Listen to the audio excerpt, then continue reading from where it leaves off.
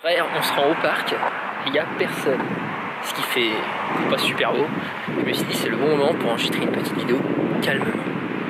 Donc je vais te parler de l'anatomie du cul. Alors dans le cul, qu'est-ce qu'on a? Donc je vais te parler de l'anatomie vraiment de tout ce qui constitue ce qu'on appelle les fessiers. Donc en fait il y a trois muscles qui s'appellent le grand fessier, le moyen fessier et bizarrement, hein, là ça va te surprendre, mais le petit fessier. On les appelle aussi le grand glutéal, le moyen glutéal et le petit glutéal ou le gluteus maximus, gluteus medius, gluteus minimus. Voilà, mais la plupart du temps dans les recherches que j'ai faites, c'était le grand glutéal, moyen glutéal et tout, donc on va les appeler comme ça dans cette vidéo, ok? Mais voilà, ne sois pas surpris, hein, je te parle bien des fesses en fait. Tout d'abord le grand glutéal, donc le grand fessier, hein. Il va s'accrocher où ça? Bah en haut, au niveau de ses insertions du haut, il va s'accrocher dans beaucoup d'endroits. Et comme cette vidéo, son but c'est quand même de t'apprendre à mieux contracter ton muscle, à mieux comprendre sa forme, mais pas de retenir tout, hein, parce que il y a beaucoup là. En gros, pour faire simple, il s'accroche sur l'arrière du bassin, sur le bas de la colonne vertébrale, sur ce qu'on appelle le sacrum et le coccyx. Donc pour te schématiser le truc, tu as l'image qui s'apparaît bien sûr, hein, mais pour essayer de t'aider à comprendre, tes fessiers ils ont cette forme là, tu vois, forme comme ça là, tu connais. Et en gros, tu as la colonne vertébrale au milieu et les fessiers ils partent de là, ils descendent comme ça, ils font le tour, tu vois. Donc au niveau de l'accroche qui est ici, bah, ça s'accroche un peu partout, tu vois. Sur le bas de la colonne vertébrale, sur l'arrière du bassin, etc. Sachant que le bassin il a une forme un peu de cuvette comme ça, tu vois. En bas il va s'insérer sur le fémur, donc qui est l'os de la jambe, hein, et il va s'insérer sur le côté extérieur en fait, dans une ligne qu'on appelle la tubérosité glutéale. Ça c'est pour sa couche profonde, parce qu'en fait le grand fessier, le grand glutéal, il a vraiment deux couches, deux faisceaux si tu veux.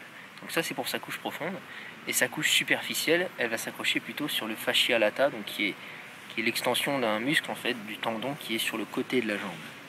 Alors avec ces insertions qui partent de derrière, en fait de derrière nous, et qui arrivent sur les côtés extérieurs de notre corps, quel type de mouvement ce muscle va pouvoir faire? Excellente question.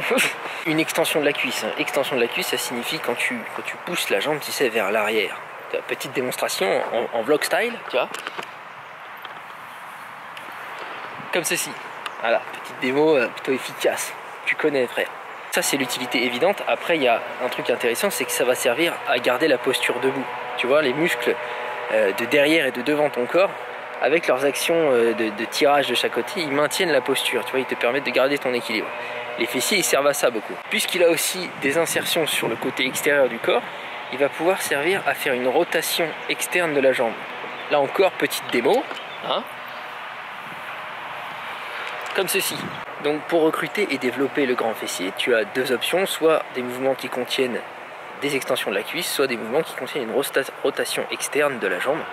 Donc par excellence tu as le squat bien sûr et les fentes pour ce qui est de l'extension de la cuisse, hein, parce que quand tu pousses sur tes jambes en fait, ça revient à pousser tes jambes vers l'arrière, tu vois, donc ça fait une extension de la cuisse.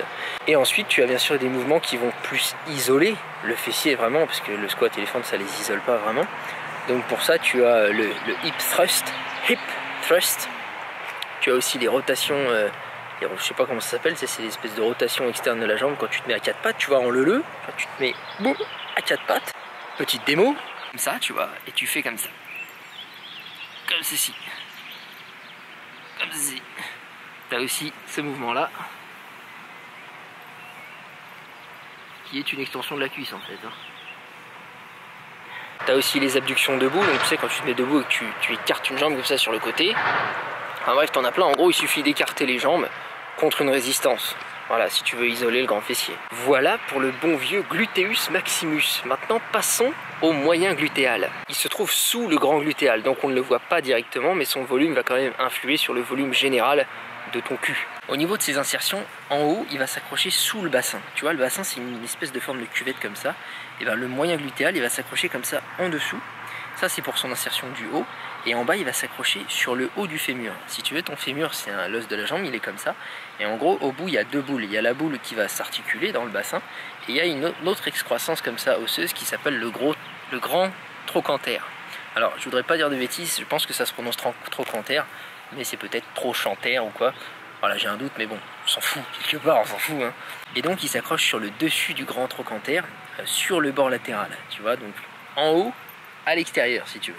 Avec ses insertions sous le bassin et sur le côté du fémur, donc le côté de la jambe, il va aussi permettre, comme le grand fessier, hein, une abduction de la jambe, donc d'écarter la cuisse vers l'extérieur, vers le côté. Et en réfléchissant bien, on peut comprendre que grâce à son insertion sous le bassin, il va te permettre de te redresser quand tu te penches. Tu sais, quand tu te penches sur un côté comme ça, et ben, en tirant sous le bassin du côté qui n'est pas penché, ça va te permettre de te redresser comme ça. Donc ça se fait grâce au moyen glutéal, tu vois, en partie. Donc pour le travailler, il suffit d'écarter les cuisses, hein, contre résistance, ou alors de travailler comme je viens de le faire en te penchant comme ça. Mais ça va pas pouvoir l'isoler complètement parce que les obliques vont rentrer en jeu aussi. Donc par exemple, tu sais, tu peux te mettre sur une chaise lombaire en te mettant sur le côté et en réglant la chaise lombaire très très basse pour que ce soit moins les obliques qui prennent mais plus les fessiers. J'ai déjà fait, ça se ressent assez bien, c'est pas mal. Voilà pour le moyen glutéal. Terminons avec le petit glutéal, le petit fessier. Donc lui aussi, il est en profondeur, on ne le voit pas directement, mais il va aussi participer au volume général des fessiers, quoique ce soit quand même un assez petit muscle. En haut, il va s'insérer aussi sous le bassin, juste en dessous de l'insertion du moyen glutéal. Donc en gros, tu te souviens, le bassin c'est une cuvette comme ça. Tu as l'insertion du moyen glutéal et juste en dessous ici, tu as l'insertion du petit glutéal, donc le petit fessier. En bas, il va s'insérer lui aussi sur le grand trochanter, mais cette fois sur la face avant. Donc grâce à ces insertions sous le bassin et sur l'avant du fémur, il va servir de fléchisseur de la cuisse. Ce qui signifie qu'il va te permettre de lever les jambes. Et donc là tu es surpris, et moi j'étais surpris aussi, je te comprends.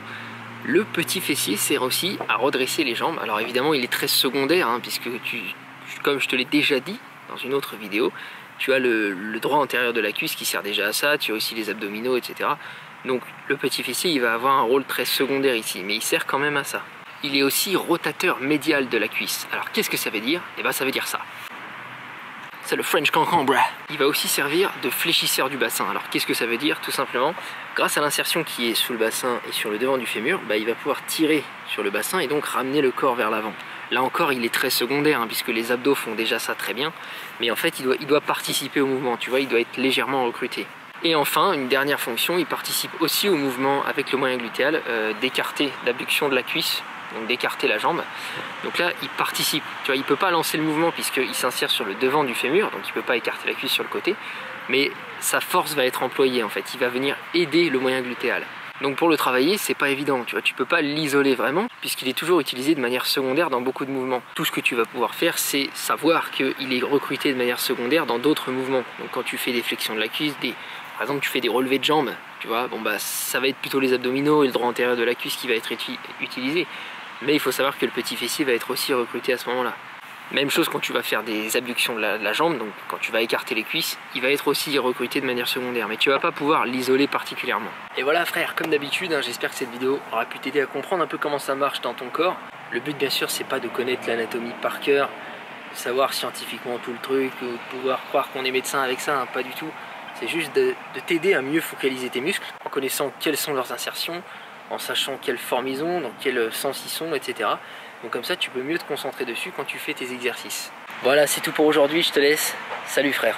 Je veux la méga, j'en plaqué or, le dernier iPhone paquet or. 2-3 secondes, je te plante le décor, je veux pas ressembler à tous ces bords. Je vais te montrer la clé du bonheur, plus d'argent, force et honneur. Aimer la daronne comme un over, 322 caisses au compteur. Je sais que je suis né pour régner, mais mon cœur est fait pour saigner. Dans le fond, j'ai peur d'échouer, je suis comme un ange, Kaiser coupé. Le but étant de graver la victoire dans les 7